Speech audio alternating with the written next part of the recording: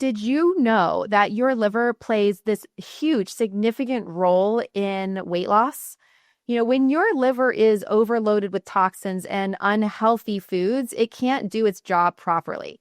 It does a lot of things for us, but I want you to imagine that it can't multitask. So when it is overloaded, it's going to lead to a slower metabolism. You're going to have stubborn belly fat, and you're going to have cravings that you can't control. The liver is so important. So today, I'm going to reveal the 7 worst foods for your liver that could be stopping you from losing weight. Plus, I'm going to share with you what you should eat instead so that you can heal your liver and drop fat efficiently. I'm Dr. Ashley. I'm a PhD nutritionist and a registered dietitian. I'm the owner and founder of PhD Weight Loss, where we have helped over 10,500 people drop collectively more than 466,000 pounds nationwide. My goal with this channel is to give you the science-backed information you need to drop the weight and keep it off for good. Your liver is your metabolic powerhouse. It filters toxins, it burns fat, it recycles waste for you, it regulates blood sugar, it does so many things. But certain foods overload your liver with toxins, it spikes insulin, and we know that insulin is a fat storage hormone, and it turns you into this fat storing machine. I see this with PhD weight loss clients all the time. A lot of our clients come in, they've got fatty liver, and the positive thing though about this is you can reverse fatty liver in a number of weeks just by changing what you eat.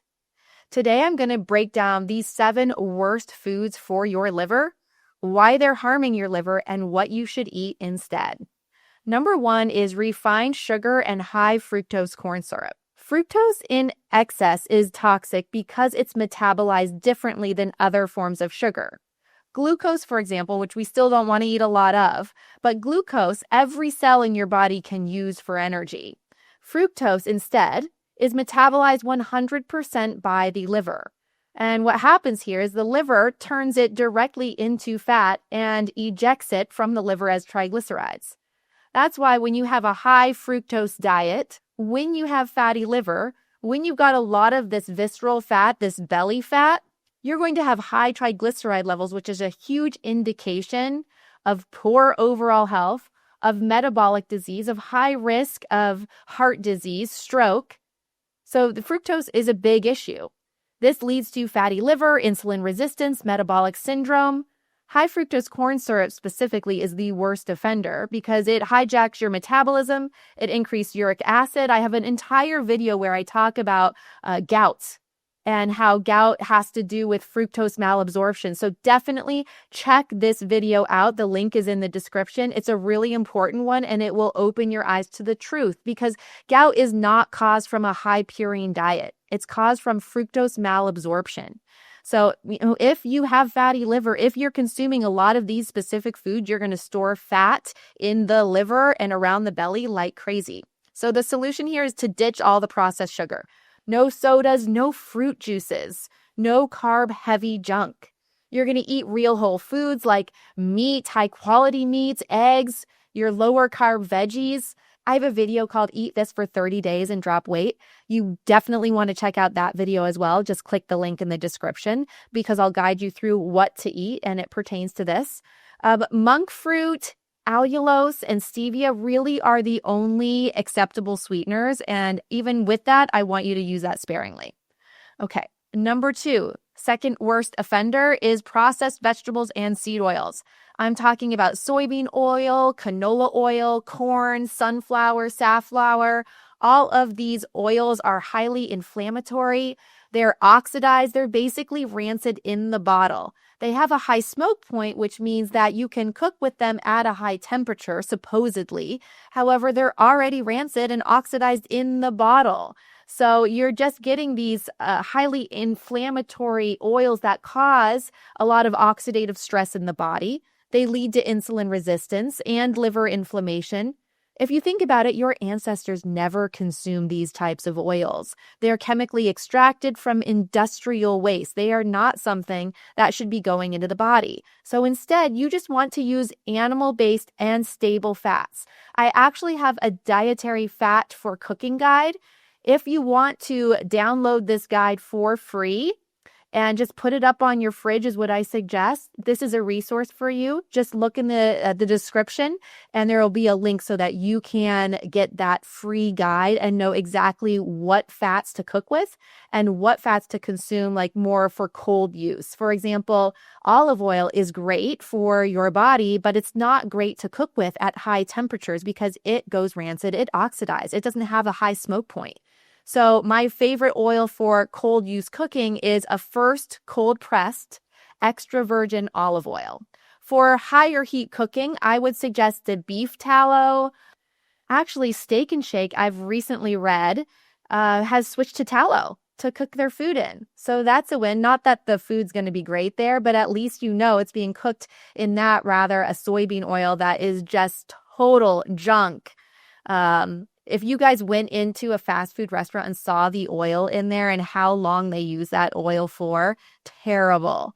Causes so much inflammation. So beef tallow, I actually like cooking with avocado oil. It doesn't taste like anything. It has a high smoke point. That's my favorite. You could use coconut oil. You could cook bacon and save the grease and then roast your veggies in that if you like that. Or a grass-fed butter. Those are my favorite fat sources. You know, I know all of this seems totally overwhelming. It's a lot of information. If you feel like getting a customized guide and meal plan, customized support to bring you to actually achieving success in your weight loss journey, then you should check out PhD Weight Loss. Just click the link in the description to learn more. So the third thing to avoid is, you probably guessed it, alcohol. Unfortunately, alcohol is not great for the body. It truly is a toxin. The body doesn't like it. It wants to get rid of it. And the liver is the first organ that truly processes and gets the alcohol out of the system. So again, I want you to think that the liver can't multitask. I mean, it's doing a lot of things, so it's not true, but just take this analogy with me. Use this analogy. So you take in the alcohol, the body doesn't love it, needs to get rid of it. And the liver is going to work to process it. Now, the liver, as you know, is in charge of burning fat for fuel. So when you take in, for example, one shot for most people will blunt fat burn, will stop fat burn for about 3 to 4 hours because the liver is preoccupied with burning off the alcohol. Take in 2, 3 more drinks, you're going to blunt fat burn exponentially. Like a heavy night of drinking can knock you out of fat burn for multiple days. It just has to prioritize the alcohol. Now, if you eat in conjunction with the alcohol, especially if what you eat is carb heavy, those carbs are going to be stored as belly fat so quickly. We also know that alcohol destroys gut health. It lowers testosterone. It increases estrogen. It makes fat loss even harder. And, moderate drinkers still get fatty liver and hormonal imbalances from it. You don't have to be a heavy drinker for alcohol to cause damage. If you're on a weight loss journey and you want the process to go as fast as possible, you'll want to let alcohol go.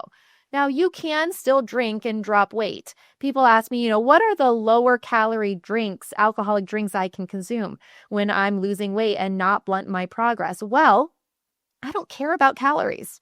I don't care about the calories consumed from the alcohol. I care about the metabolic impact.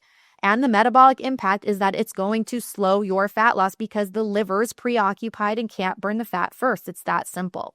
Now, if you say, okay, Dr. Ashley, I'm not willing to give up my alcohol, what should I drink? Then the better choices are going to be a red wine, a dry red wine.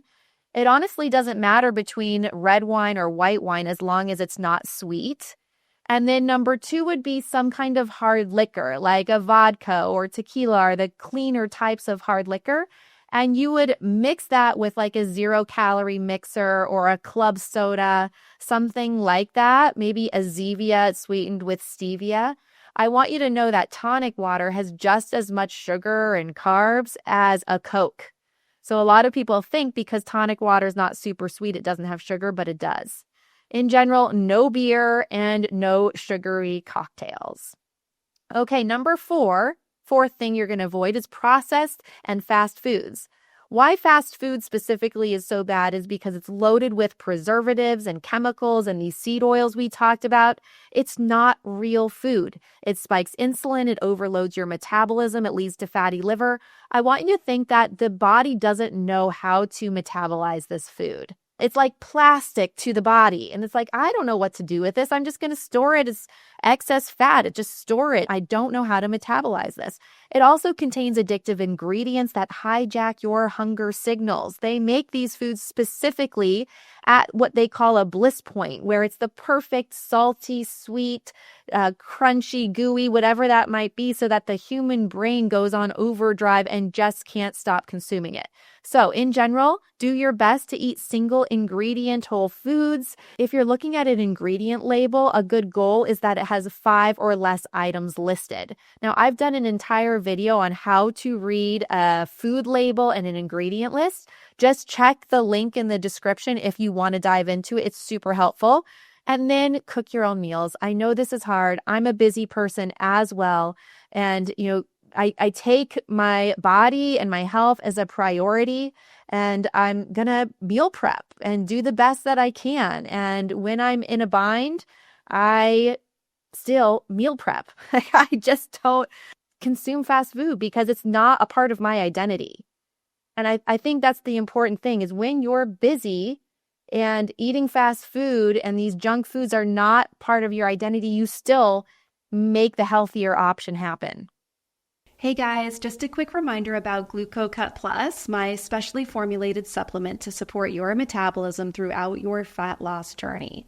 With patented ingredients, it aids in consistent weight loss and boosts energy by supporting your thyroid, burning fat, and maintaining lean muscle mass. Weight loss can stress your body, but I created GlucoCut Plus to have your back. Visit dr.ashleywellness.com and use code Ashley10 for 10% off your first purchase or 20% off your first subscription order with free shipping. Plus, enjoy a 30-day money-back guarantee. Back to the show. Okay, number 5 is don't consume refined grains and excess carbs, like your breads, your pastas, cereal. You guys, cereal is the very worst breakfast you could consume. Oatmeal too. I know I'll probably get a lot of comments saying oatmeal is a great food. It's not. If you eat oatmeal on its own and you put brown sugar on top of it and some raisins, one of the worst breakfasts you can consume. It's all just sugar. Your body doesn't need a ton of carbs. I'm not saying that you need to follow a ketogenic, extremely low carb diet, but the majority of us are consuming way too many carbs above our carb tolerance level. Refined carbs specifically, like cornflakes with a banana and skim milk, worst breakfast you could consume for good health. It's going to spike your insulin levels. It's going to lead to fat storage in the liver. Also, for a lot of people, they're sensitive to gluten, and gluten is high in these foods. I'm not saying for everyone, like my husband, he can tolerate gluten just fine, but I can't. So it's being aware, and no one gets anything good from gluten. It doesn't do the body good in any way. So really, we're best to limit it. There's lots of pesticides. Glyphosate is found in a lot of these grains and gluten-containing grains. So we will be better off by completely eliminating it or reducing it as much as possible. So eliminate those foods, eat your whole unprocessed foods like I've talked about, high quality animal protein, eggs, more animal-based nutrition with those fresh veggies, those berries, those starches if you need them coming from sweet potatoes instead of from these refined grains and excess carbs. Number 6 is deli meats and processed red meats. If they're not clean, if they're highly processed, the meat itself isn't bad. It's the processing. Conventional deli meats contain a lot of preservative, nitrates, fillers. They can inflame the liver, especially with someone sensitive. A lot of them are pumped with sugar and artificial ingredients. So again, going to your clean whole meats. This is what I do is I'll get a whole chicken and roast it and then slice it thinly if I want, or give the kids sliced chicken like that. Or I'll go to the store and get a beef eye round roast and cook it and pull it out when it's medium rare. And if you thinly slice that, you can use that in place of deli meats. If you're buying bacon or sausage, you could choose uncured nitrate free. It's going to be a better option. And the last food that you want to avoid are these quote unquote healthy smoothies and juices. They're really just hidden sugar bombs. A glass of orange juice has the same amount of sugar as a can of soda. These smoothies that you get, even if it's at a good smoothie place and they add dates, they add oats in there, it's a fruit juice base, and then a whole banana. You guys, this is just a sugar bomb. It doesn't matter if it's natural. The body doesn't care if the sugar comes from a banana or a gummy bear.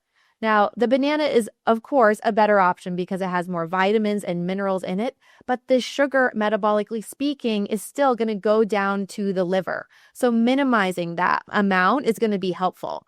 Also, liquid calories bypass hunger hormones. They do not trigger the body to secrete GLP-1. We all know what GLP-1 is because of all these drugs being so popular. GLP-1 is triggered after we eat real food like animal protein or a protein and a fiber combo. So if we just drink this smoothie, it's not really triggering that sensation. Therefore, after we consume the smoothie, we are not going to be as full as if we ate, say, some eggs and sausage and some veggies for breakfast. We're going to get hungrier sooner. Also, this fructose coming from all the fruit can overload the liver, just like drinking a high fructose corn syrup beverage. So I just want you to be aware that all sugar is sugar. There's some that's a little bit better because it has a backpack on it of vitamins and minerals, but still you need to be aware of that. So if you're going to consume fruit, eat the whole fruit, not juice. Your body needs the fiber to slow absorption and to tell the brain you've been fed. And then stick to water or coffee with some heavy cream or half and half in it, or an unsweetened drink like an unsweetened iced tea or something like that. So in general, how you can heal your liver and accelerate fat loss is to eat more nose to tail.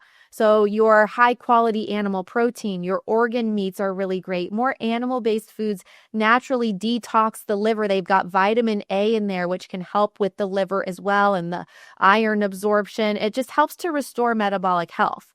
You want to hydrate and make sure that you're consuming good amounts of good sea salt and electrolytes. This is why I love and made an electrolyte powder specifically for individuals like you to help along your weight loss journey. Water is fine. Sticking lemon in there is too. However, when you are dropping weight, there is a huge benefit to consuming electrolytes. You want to ditch the processed foods. If it has a label with long ingredients, you're going to be suspicious of it. And then you're going to prioritize your healthy fats, your protein, like eggs, wild-caught fish, if you can swing it grass-fed beef for optimal liver function. In general, you guys, the liver was not designed to handle processed garbage and seed oils and a ton of sugar.